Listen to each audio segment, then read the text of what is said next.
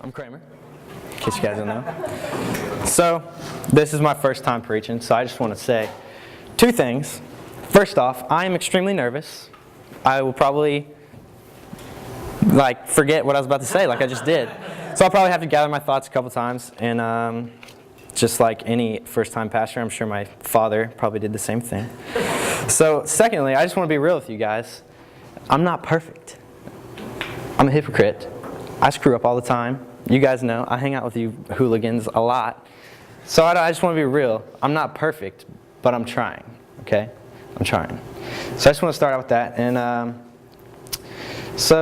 let's just jump right into it. So I'm going to tell a story. I like history. It's probably my favorite subject. And I also like outer space. I think it's pretty cool, so I thought I'd combine the two. First, I'm going to tell a story. In 1969, the greatest mission of mankind took place. Anybody know what it is? Apollo. Moon. Yes, moon landing. Yep. On July 20th, 1969, two people walked on the moon. First, we all know, is Neil Armstrong. Everybody knows him. And then majority of people know Buzz Aldrin. He also walked on the moon. But there's a third person that a lot of people don't know about. And anybody know his name? No. His name was Michael Collins. So a lot of people don't know Michael Collins because he never did walk on the moon. He was stuck in the moon shuttle. I don't even know what it's called. It was Apollo, whatever, 11, I guess. And so while Buzz and Neil were playing on the moon, Michael was stuck in the ship, probably pouting like a little girl, and just complaining, not walking on the moon. They're getting all the fame and glory. Nobody knows my name. So anyway, but Michael was in a cool position. He was the first person who ever experienced what they call complete loneliness. And what I mean by that is Michael was in the ship and he was orbiting the moon while Neil and Buzz were on it. And when he went behind the moon, on the dark side of the moon, he lost all radio contact from not only Buzz and Neil, but NASA in Houston. He had nobody to talk to. It was just him. And he was in the shuttle by himself, the dark side of the moon. And he was literally the loneliest a person has ever been. Pretty wild to think about. Nobody to talk to, just him. I don't know what he was thinking. He'd probably go on Google and probably have an interview with him and explains what he said. But it's kind of wild to think about that. You would never be able to talk to your family again. If something went wrong, no one would know. Not NASA, not Buzz or Neil. Just you and your thoughts. So anyway, that's just kind of what I'm going to talk about tonight is loneliness. My title of the sermon is Alone and Unanswered. So are we ever truly alone? With things like Twitter and Instagram and Facebook and all that kind of stuff, it never really feels like we're alone. But there's been a study done on that. Well, hold on. Yeah, there's been a study done on that topic in general. It says people who have more followers or people connected to them on social media sites should feel more connected with people or popular. But in fact, it's just the opposite. The more followers people have, the more lonely they seem to be. They don't really know exactly why. They think maybe it's because once a certain number of praises is reached, in our case like retweets or likes on Instagram, you feel accomplished. But when the number begins to die down, you feel like nobody likes you, like you're alone, and that people don't care. So let's be honest, do we really care? Do we really care about what people post on Twitter? I don't care. I don't care about that girl that's just like, oh, my day, it's terrible. It's absolutely terrible. No one really cares. I don't care. And I don't like seeing someone who tweets like 50,000 things a day about what they're doing. Like, I'm eating breakfast. I'm going to school. I'm at school. I'm in my desk. I don't like that. I hate seeing that. It's just annoying to me. 30% of the population say they feel alone all the time. And what's even crazier is 64% of teenagers say they feel alone and as if no one cares. 64%. That's over half of everybody in this room. I don't really talk about it much, but I've never really told the story of me. Not even my parents really know. Maddie doesn't know. It's when Dylan passed away. And it's kind of hard for me to talk about because I've known Dylan since kindergarten. A lot of people don't know. Me and Dylan went to the same school. We went to Wheeler Elementary. I was in kindergarten, and he was in 2nd grade, but because I was on like a higher reading level, got to move up to the next class. So I was with Dylan. So that's pretty cool. So that's how me and Dylan met, and then Patty and Tony came to church, and then we've just been friends since elementary school. So I was on the trip with Durhamtown, and me and my dad were the first ones on the scene when Dylan passed away. And I saw that. I saw all of it. And I was the one who was responsible for going and trying to find the phone to call the people to come help Dylan. And of course, we all know the story. Dylan didn't make it. And I felt guilty. Like I should have done more. Like I could have done more. Even though I know now that I couldn't. But it was just such a dark time in my life. I still remember I went to the funeral and I made that video, and it did help a little bit making that video and seeing all that, but I still felt alone and as if I couldn't talk to anybody. And I know now that I could, but I just didn't really want to, and I just didn't feel like, what would I say to people? And so I remember sitting in my room one night, and I was just crying, and I didn't really care if I died. I didn't really care. I was so alone and so depressed that really I just sat there and I was like, I don't really care if I died right now. And I never really thought about taking my own life. It might have crossed my mind, but I just didn't care. And I felt alone. I didn't like the feeling that I had no one to talk to. And I was so mad at God. I literally prayed one night and said, God, I hate you. I hate you because you took my best friend and one of the best kids I've ever met. I didn't understand, and I hated God that He did that. And so I sat in bed one night and I prayed over and over, God, I just want to die. I don't care. I don't really care. And you got to show me something or let me know that you're here, or else I'm just going to die. I don't care. And then all of a sudden, I prayed that with all sincerity in my heart, and I just felt this peace come over me, and it just said, it's going to be all right. Everything's going to be okay. And it was like this peace I've never felt before, and I knew that God was present, and I just cried and cried, and I said, Lord, I'm sorry. And that's what started me back on a walk with God after that. So this leads me to my another point. When I was writing this thing, man, I was like, I'm going to talk about loneliness. Then all of a sudden it came to unanswered prayer. So that's what we're going to talk about now, is unanswered prayer. Why do prayers go unanswered? I prayed that prayer a couple nights before and nothing happened.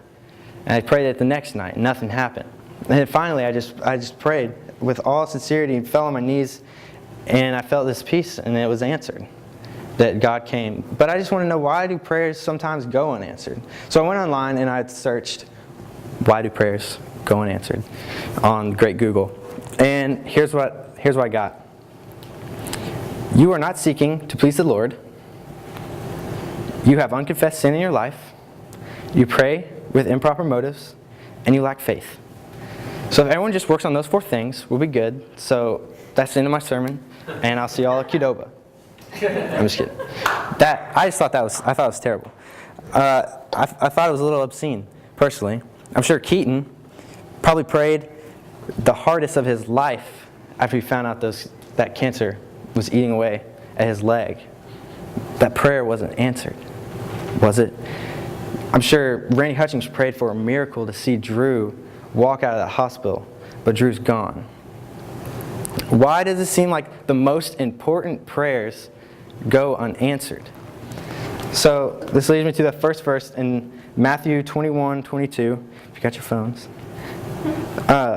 Matthew 21:22, it says, I'll just read from 21st verse. It says, Jesus answered them, I tell you the truth. If you have faith and do not doubt, not only will you do what was done to the fig tree, but even if you say to the mountain, be lifted up and thrown into the sea, it will happen. And whatever you pray, or whatever you ask in prayer, if you believe, you will receive. So, it says we can move mountains, but when we are looking at this text, maybe we don't really fully understand what Jesus was talking about. Looking back at the text, when Jesus' words Was he talking literally or metaphorically, or was he exaggerating? What he was using was what they call a hyperbole, and which is an exaggeration, like an over-exaggeration. If you read the text again, he says, whatever you ask for in faith, you will receive. It goes on to say we can move mountains. But I think his disciples understood what Jesus was talking about. If you look at his text, a lot of times he uses those examples, those, what do they call them, Sam? Parables and metaphors. Stuff. He uses those a lot, all the time. And I think his disciples understood that. And I think if we understood the teachings of Jesus more and we read them more, we could pick that out. I think what Jesus really meant to say was, go to me with your burdens. Be bold when you pray. Trust that I will answer your prayers. And in a way that you fully don't understand, I will see you through this situation that you face. So how does God really answer the prayers? I looked in the Bible, and most often times he uses people to answer prayers. We bypass these stories because we're always looking at the crazy miracles that Christ did, or the crazy Old Testament where Moses parts the Red Sea, or makes a donkey talk. All sorts of crazy stories. The ones that are overshadowed the most are when Jesus uses people. And that's another thing. Hold on. I hate this stupid iPad. I should have just wrote it out. I hate iOS 7 right now. It's making me mad. And then my dad always gets these stupid Fox reports that keep popping up, and I can't get it out of the way, and then I hit it and it goes to CNN. I don't know what's going on. Anyway, sorry. ADD. Hang on. I don't know where I am. Hold on. Okay, so that's another thing we have to understand, that God has a purpose for our lives and others, whether we understand it or not. While we see what's in front of us, God sees a whole picture. He sees the past, the present, and the future. And God uses people to carry out His plans and purposes. While you may not happen in the time frame that you want, while it doesn't happen now, it works in God's time frame. God is using doctors to heal people like Keaton. And that is an answered prayer. God's using people like Mitch Barnes, many of us know, rides dirt bikes, to help children with disabilities feel like they have belonging in this world, like they can live a normal life by playing on a $100,000 swing set that was donated by Mr. Barnes. That was a mother's answered prayer. God is using people like Trevor to pour into our lives and teach us how to be a better man or a better woman. That is someone's answered prayer. Prayers are being answered every single day. We just have to stop and take a look at it. This is bringing me back to my point. Are we alone, or do we not spend enough time thinking about all the blessings God has provided for us? Do we not realize that God is answering prayers? We just have to keep praying relentlessly and with faith, and make sure that our prayers line up with Scripture. And it says that God will answer our prayers. In Hebrews 13:5 it says, God will never leave you nor forsake you. And we don't have to worry. In fact, we don't have to worry at all, because in 1 Peter 5:7 it says, cast all your anxieties on Him because He cares for you. We're not alone. We are not alone. Because God loves us so much that He sent His only Son to die on a cross for us. And that way that He could have a personal relationship with us. So we would never have to feel alone or lonely. There is only one person in the entire existence of mankind that has ever experienced complete loneliness. And that is more than Michael Collins has ever faced. On the cross, with every single sin poured onto Him, Jesus experienced complete loneliness in the extreme way. Worse than Michael Collins felt when he was alone by himself. Because while on the cross, there's a verse that many of us kind of read over. We don't really understand it. It says Jesus is dying, and his arms stretched out and his legs nailed to a cross. And He says, my God, why have you forsaken me? Or why have you left me? We don't really understand it a lot of times. But God and sin, They don't mix. In case you didn't know, they don't mix. It's kind of like oil and water. And in that time, God literally had to turn away from the Son of Man. He couldn't look at him because he had all the sin poured out on him. Jesus had no one. Literally no one. He had Judas who betrayed him. Israel just hated him. The week before their sin, they're inviting him in and they're putting palm trees down, but now they're screaming, crucify him, kill him. He didn't have Peter.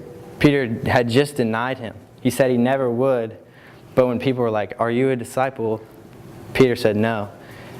Jesus had nobody, and now his own Father can't even look at him because he had all the sins of the world cast upon him. That is true loneliness, and he did it all for us, every single one of you. So I think it's safe to say that Jesus knows what it's like to be lonely, and he knows what it's like to have nobody to talk to, and no one who understands you.